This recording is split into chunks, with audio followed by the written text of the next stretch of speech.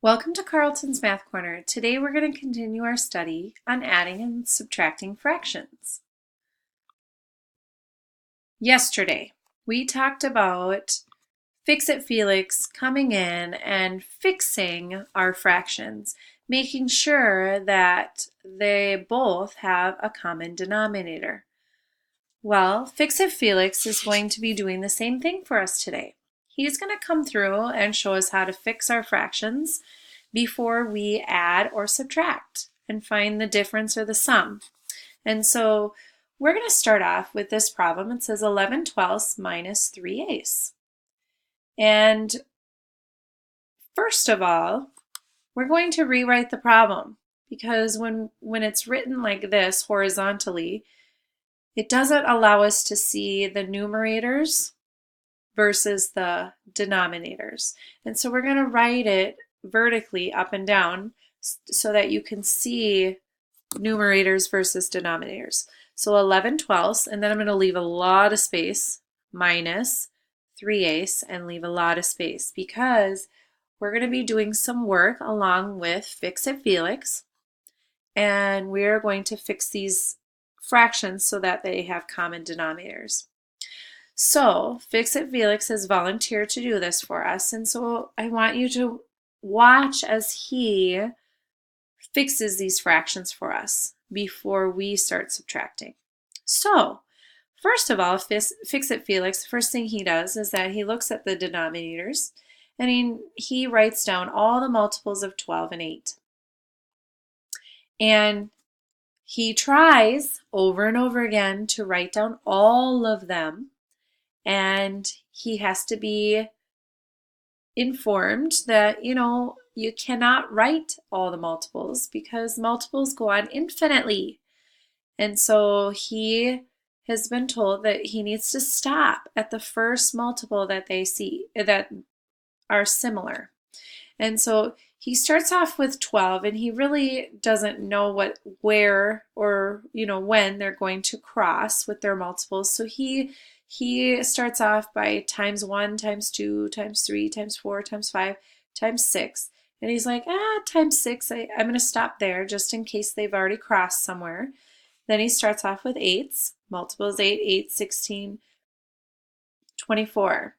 And he starts writing, and then he's like, they actually share a number already. They share a multiple of 24.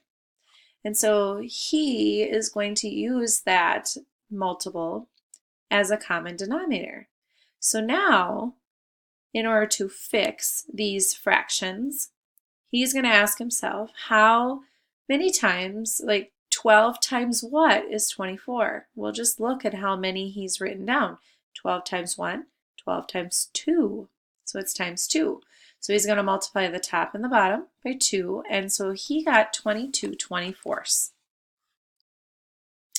Now for the eighths over here, he's going to change it to 24ths.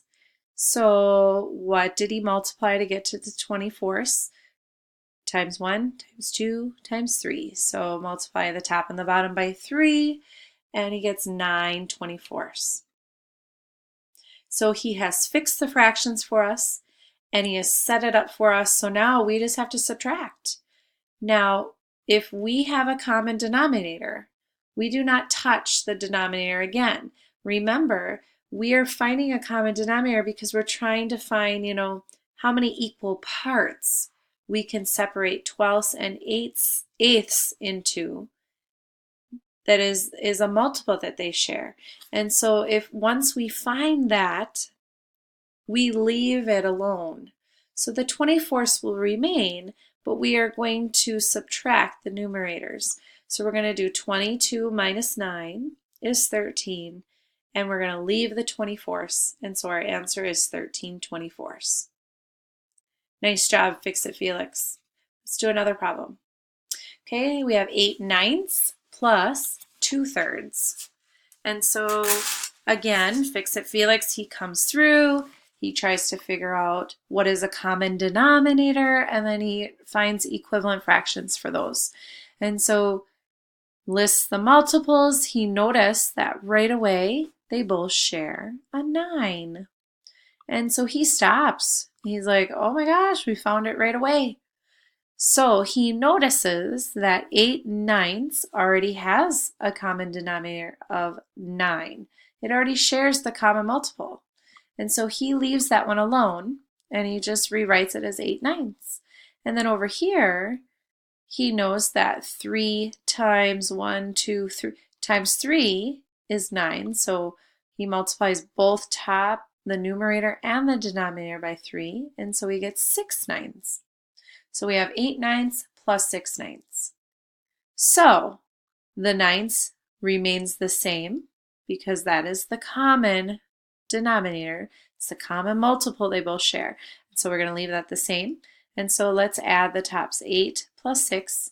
So 8 plus 6, we get 14. 14/9.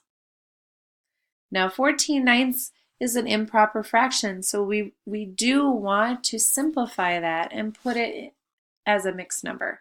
Write it as a mixed number. And so 9 goes into 14 one time, and there are 5 left over, so it would be 5/9 that are left over. We can even check our answer. If we do remember the hook, 1 times 9 plus 5, and we get back to 14, so 14/9 is our answer.